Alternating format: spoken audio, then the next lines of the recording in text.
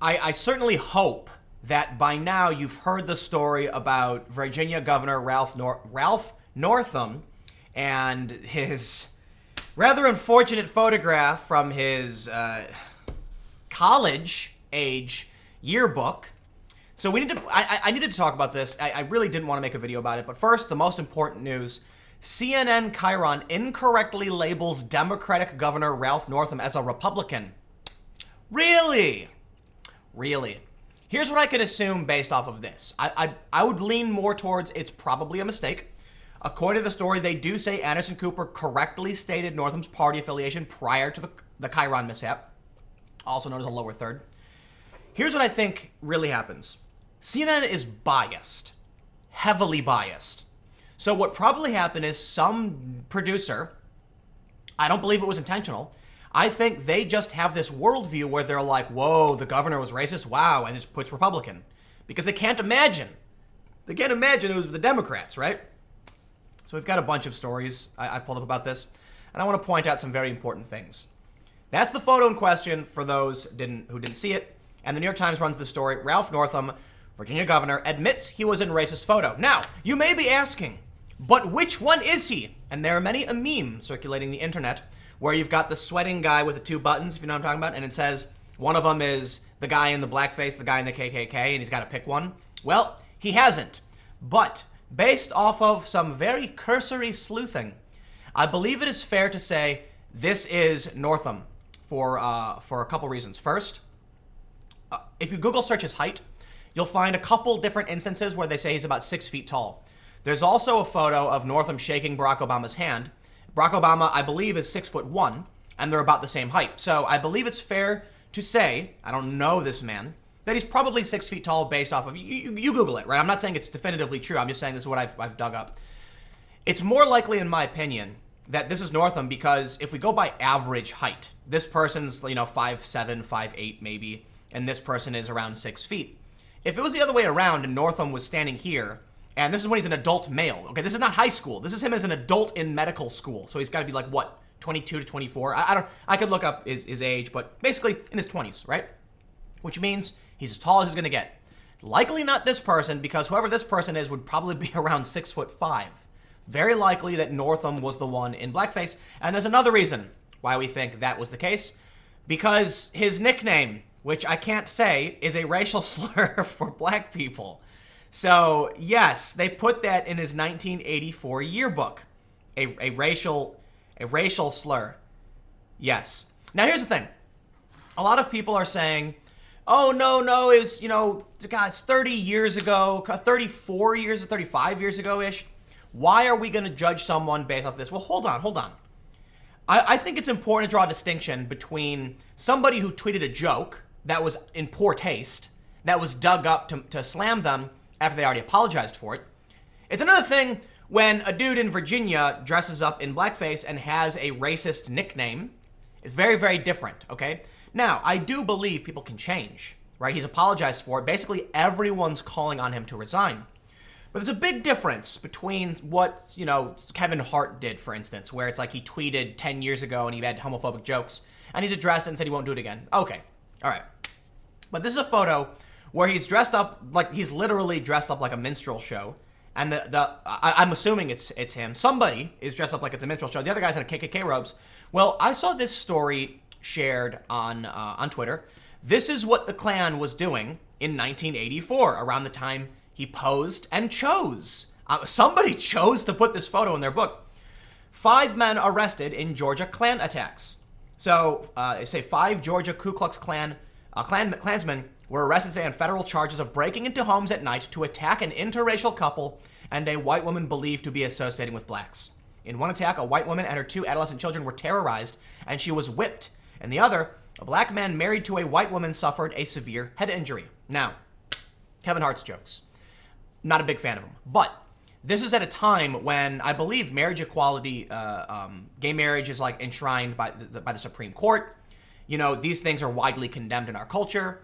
And it's still very different, though I don't condone Kevin Hart's jokes by no means. And I also I think it's ridiculous that people are dragging him across the coals over it. But imagine today, somebody dressed up in, I don't even know if there's a good example. Maybe they dressed up like the Vegas shooter or like ISIS terrorists, specifically like the San Bernardino shooters, or maybe like they dressed up like Dylan Roof, smile taking photos. Yeah, that would be condemned on the spot today, okay? In 2010, when Kevin Hart made those jokes, many people didn't like them, but many people laughed and thought it was funny. George Carlin made jokes where he used racial slurs, probably wouldn't fly today. But at the time, it was acceptable. This, at the time, I'm gonna have to go ahead and say probably wasn't acceptable, because you'd have to relate it to like somebody dressing up like a school shooter and taking pictures and smiling and laughing, holding a gun next to a person who's a victim. Yes, some people might think it's fine, but many people would probably be like, dude, that is inappropriate. You can't do that. The other issue here, a lot of people are trying to claim, they're trying to say, oh, but you know, are we really going to dig up the things that people did when they were young, when they were kids? He's a grown man in this photo. He's not in high school. This is from medical school. This is college. He is an adult. He chose to do this as an adult. This isn't ridiculous. So the other thing is, you know, basically he's not admitting to which one he was, but I don't think it matters. You've got the NAACP, you've got Kamala Harris, you've got Julian Castro. Basically, everyone is called on this dude's resignation. So I kind of let's see if they've given explanation for the CNN thing, because that's kind of what I wanted to focus on. Look, I'll be honest, I really didn't want to talk about this. It was a big breaking story last night, but when I saw that CNN did the Chiron thing, I was just like, dude, come on, man. Because even if it is an accident, which in my opinion, look, I think they live in such a bubble.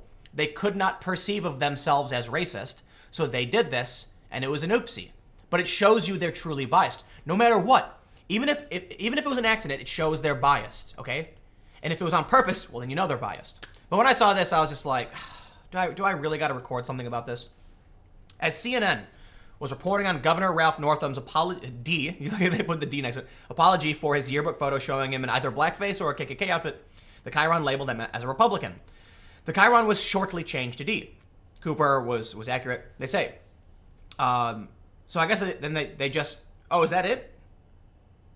Let me see if I can pull it up.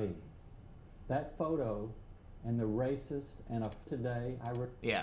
So this is going pretty viral in conservative circles. I'm sure many of you, if you're conservative, or the fact that you're on YouTube, you've probably seen this. And look, CNN is as biased as they come. And I think this just shows us what we all kind of expected. I feel bad. People are blaming, Anderson Cooper. People are blaming the anchor. And it's like, no, it was probably some dumb young, producer who just, they can't see through their own, blindness, I suppose. Well, let's read some of the Washington Post, I guess. Governor Ralph Northam on Friday acknowledged the clearly racist blah, blah, blah, saying he was sorry. I don't care if he's sorry. I don't know if the dude should resign. One thing I brought up is that this is going to be up to the people of Virginia, okay? There's a lot of celebrities that are calling for his resignation. I don't care. There's a lot of organizations that are calling for his resignation. Don't care. And I don't think we should listen to these people. One of the things I think it's really important to bring up is that right now, local politics is being dominated by national level figures. Like, how many Hollywood celebrities went to Florida and Atlanta to campaign in a place they don't live? That's ridiculous. Like, I don't understand how that's okay, all right? When you're electing a governor, that's someone who's going to represent you in your state. Why should I care what Alyssa Milano thinks because she tweeted at him? Why should I care what she thinks? I'm pretty sure she lives in Hollywood. I don't know. Okay, if she lives in Virginia, by all means, But I'm pretty sure she doesn't. And regardless of her personally, the point I'm trying to make is, why are we listening to people who don't live in the state? Now, of course, basically every Virginia Republican is like, get rid of him. And most of the Virginia Democrats are like, get rid of him. But it looks like he doesn't want to resign. I don't know if he's going to resign. Apparently, they've been in emergency mode all night. And there's a lot of people defending him, which just shows kind of like the complete and utter hypocrisy of, you can have a kid wearing a MAGA hat smirking, and people call the kid the devil. And they say things like, I know what I saw. And these kids, oh, they're awful. And then when this happens, what happens? Like, seriously, I kid you not. Look, Democrats are definitely throwing this dude under the bus. They're like, no way. Like NAACP, Kamala Harris, Julian Castro, I told you, like tons of groups have said, get him out. But there still are some Democrats who are saying, oh, come on, the dude's changed. He's fighting the good fight. And it's like, there was a tweet I highlighted where he said something about white supremacy not being allowed in Virginia. And it's kind of funny because it's like I described it as a fire truck on fire. It's like, okay, dude, I love how they, first of all, how the Republicans didn't find this. Terrible opposition research. And the fact that there was an ad campaign for Gillespie, who was his opponent at the time, showing a guy in a truck with a Gadsden flag license plate and a Confederate flag chasing minority children. And it said something like, "Is this the future you want? Vote for Northam," or something. And it's like, yeah, vote for the guy who dressed in either blackface or KKK. So I'll just see what Washington Post has to say. Look, I'll be honest, the story's kind of stupid. I really think it's kind of dumb. Last week, Michael Ertel, Florida Secretary of State, resigned after the emergence of photos from 2005 of him in blackface, apparently mimicking victims of Hurricane Katrina. Former NBC journalist Megyn Kelly stirred controversy in October for defending blackface and Halloween costumes. Kind of she did. So, I don't know. This is, you know what? Some people have said that the point of this whole campaign was to distract from his statements on abortion. Even Planned Parenthood has called for his resignation. And I think that's kind of fair. How was this not discovered? How is it that no one has gone and dug up all of the yearbooks of basically every politician at this point, from every yearbook for every age, and just tried to find something? You know, you'd think that's one of the first things people would do now. But it's very convenient that he basically comes out, and I don't think he knows what he's talking about, right? He gave a statement about essentially post-birth abortion, which I think is a ridiculous euphemism for killing a baby. Like, okay, when it comes to abortion, people say like aborting a baby is killing a baby. That's the conservatives. But the left is like it's a cluster of cells. We're not talking about any of that. Okay, the baby is alive, it's in another room, it's breathing, and it's comfortable and resuscitated according to this guy. And then you decide to kill it. Yes, you're talking about killing a baby. It's not abortion. All right. He comes out with these controversial statements, and then boom, almost instantly. So a lot of people believe, like, you know, they're talking about it on Fox, conservatives are saying it. This was someone in the Democrats saying he is going to cause irreparable damage to they're trying to pass these abortion laws. Light him up. And now even, look, with Planned Parenthood telling him to resign, it seems like his misstatements cause serious damage to the left and their argument on abortion. So anyway, I gotta be honest, there's like 50 stories I've got pulled up. I could talk about this, but I'm gonna end it now. Otherwise, we'll talk forever. But stick around. I'll have another video on my main channel, on this channel at 1 p.m. and then on my main channel at 4 p.m. Thanks for hanging out, and I'll see you then.